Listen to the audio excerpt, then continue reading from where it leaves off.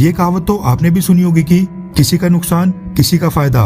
Same situation आज के time के ऊपर Saudi Arabia, United Arab Emirates, Russia और भारत चाइना के साथ बन गई है, जहां पर एक तरफ भारत और चाइना जैसे देशों को लगातार नुकसान उठाना पड़ रहा है, तो वहीं सऊदी अरेबिया और रशिया रातों रात मालामाल हो रहे हैं। ओमिक्रॉन की एंट्री के बाद America, Bharat, France, UK, China और यूरोप समेत दुनिया के कई सारे देशों में कोविड-19 की एक नई वेव आ गई है।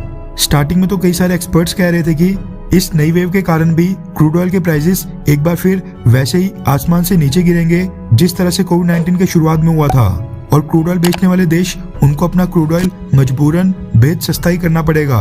लेकिन हो उसके बिल्कुल उल्टा रहा है।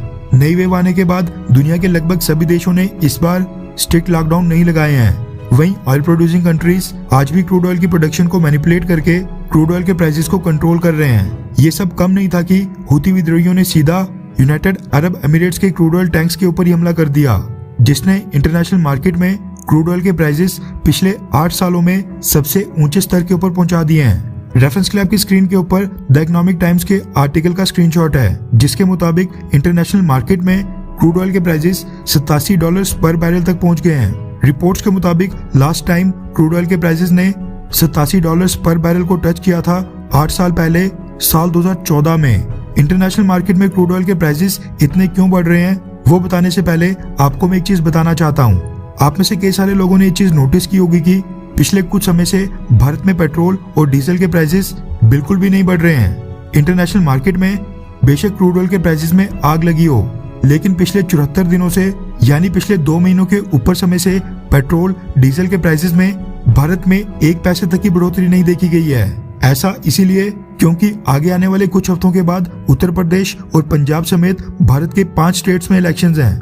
उसी वजह से भारत में पेट्रोल और डीजल के प्राइसेस फ्रीज किए गए हैं और प्राइसेस में कोई बढ़ोतरी नहीं हो रही है। इलेक्शंस खत्म होने के बाद बड़ी हद तक पॉसिबल है कि सरकार एक बार फिर इंटरनेशनल मार्केट के बराबर प्राइसेस में बढ़ोतरी कर दे और पेट्रोल डीजल के प्राइसेस इंटरनेशनल मार्केट की तरह भारत में भी बढ़ जाएंगे। सेम यही चीज मोदी गवर्नमेंट ने साल 2018 में कर्नाटका इलेक्शन से पहले की थी। उस समय 19 दिनों तक पेट्रोल और डीजल के प्राइसेस को फ्रीज करके बढ़ने से रोक दिया गया था। वहीं जो आज क्रूड ऑयल की कीमत $87 पर बैरल तक पहुंच गई है, उसके पीछे का कारण बताया जा रहा है यूनाइटेड अरब एमिरेट्स और सऊदी अरेबिया के ऊपर जो हूती विद्रोहियों ने हमला किया था उसको, और रशिया और यूक्रेन के बीच जो कॉन्फ्लिक्ट चल रहा है वो भी। इस हमले के बाद यूनाइटेड अरब एमिरेट्स की सप्लाई लाइन तो बाधित होंगी, क्योंकि उसके ऑयल टैंक्स के ऊपर हुए ड्रोन हमलों के कारण वहां पर भारी नुकसान हुआ था और कई सारे विस्फोट हुए थे।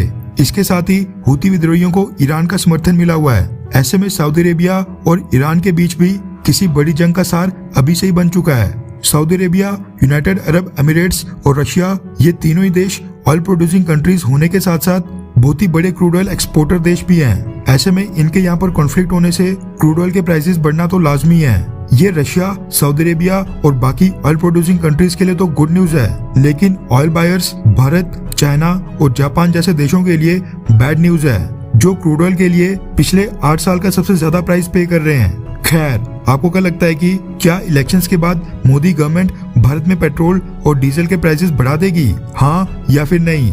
नीचे कमेंट करके अपनी राय जरूर बताएं।